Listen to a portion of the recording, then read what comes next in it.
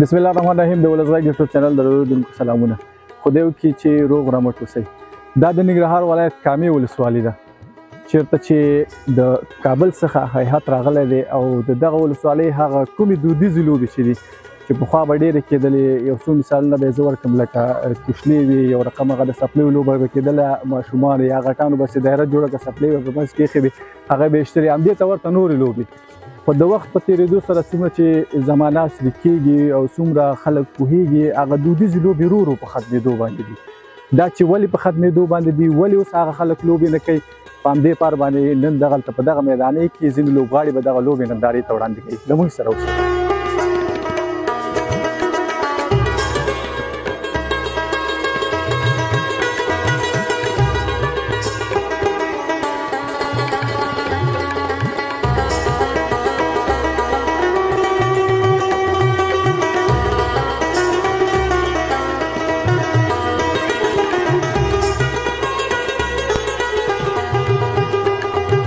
د کامې ولسوالۍ د بدني روزنې نماینده یم په کامې ولسوالۍ کې. د کامې ولسوالۍ ته چې کوم پلاوی د کابل نه او همدغه شانتې د بدني روزنې د ریاست نه راغلی، لومړی د هغې نه مننه کوو چې په دغه شرایطو کې موږ ته وخت راکړو، دلته رالل. موږ په دغه موخه یا هدف همدا دلته راټول شوي چې هغه لوبې چې په افغانستان کې ورکې شوي دي، د خاورو لاندې شوي، د هغې د بیا راژوندي کولو په موخه باندې دلته راغونډ شوي چې نن موږ هغه لوبه چې خوسکۍ ورته وایي چې د افغانستان یو لرغونې دودیزه لوبه ده چې دغه ورکه شوې او یو ځل بیا راژوندي کېږي. نو د دې په موخه باندې موږ دلته ځوانان یا ورزشکاران راغونډ کړي دي، په دوو ډلو باندې یا په دوو ټیمونو باندې ویشل کړي دي چې یو ډله د فواد استاد ده او بله د جاوید استاد ده چې دغه دواړه لوبډلې به دلته لوبېږي. لومړی به دې لپاره موږ پچه اچونه یا ټاس اچونه کوو. په دې پچه اچونه کې چې هر چا پچه وګټله هغه به د ډوپې طرف پالي او چې چا پچه وبایله هغه به د خوسکي طرف پالي. چې هر چا ډېرې ډوپې ووهلې هماغه د لوبې ګټونکی دی. لومړی د دواړو ډلو د فواد استاد او جاوید استاد د لوبډلو نه هیله کېږي چې یو کپتان دلته راشي او دغه پچه اچو.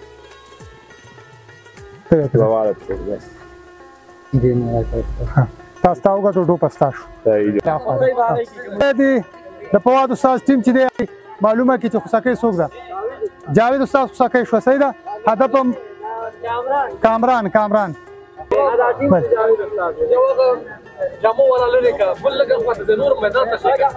تاسو لږ شاته شروع کړئ، لږ شاته داسې لاړ شئ.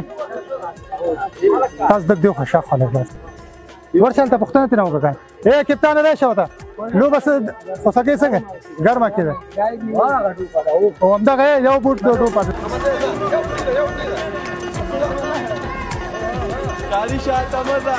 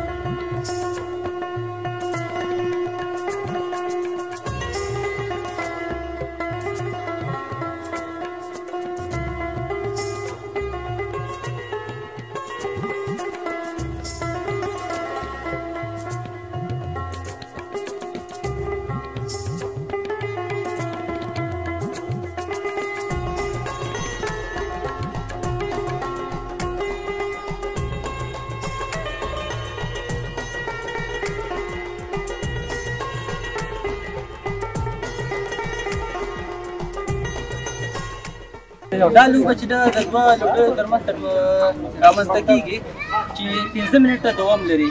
په دې کې چې د لومړی توپ اوچتېږي تر 15 منټو اخري ثانیې پورې که هر لوبډلې بال ګیر کړو اخر منټونو پاتې شو نو هماغه لوبډله د لوبې ګټونکي.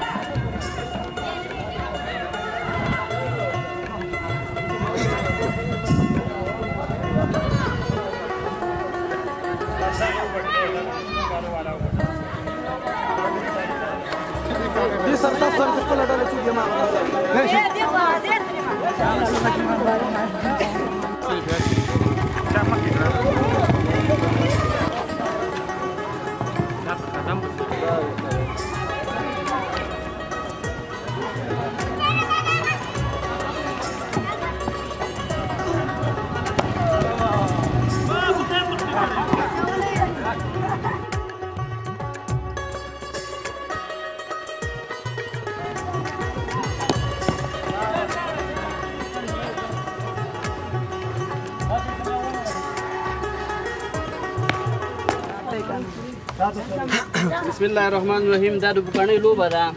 8 بوکاڼۍ دي او 4 نفره دي. دا د خولۍ په ذریعه پړسۍ د هوا په ذریعه به دا چوي. لاس به زور کوئ نه. کله چې دا ډکې شي هوا نه په خپله چوي.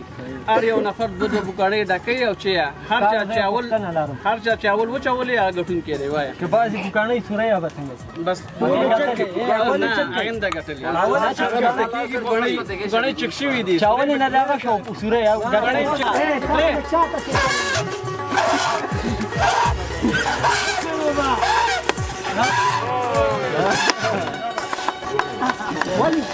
صبر که ځوانه یو دوه درې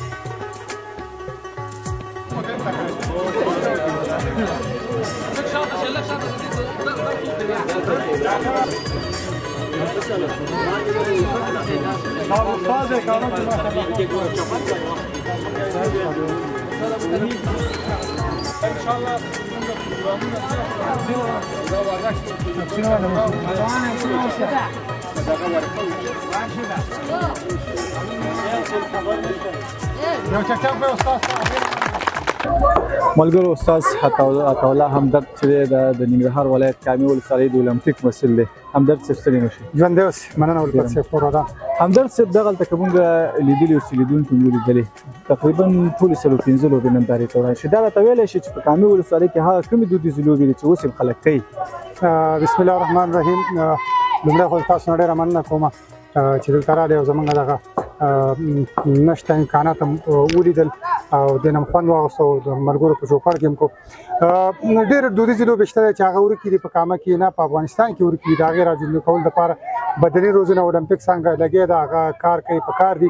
اوس هم ډېرې دودیزې لوبې شته دی چې د هغې د جملې نه یو ډول لوبه به کېده ډبلۍ به یې ورته ویلې. په هغه به ماشومان به چې وو ګرد چاپېر دایره به کېناستل بیا به یو کس ګرځېدو د هغې نه به دا ډبلۍ تاووله نو چاته به پته نه لګي چا شاته به یې کېښودله نو بېرته به چې راتاو شو ساحې ته به راورسېدو که کس به خبر نه نو ډبلۍ لوبه باندې به واله هغې به منډه واله او بیا به خپل هغه ځای کوم ټاکلی هدف به چې ټاکلی هلته به چې ونه رسېدو تر هغې پورې به دا یو مجازات به ورکړل کېدل.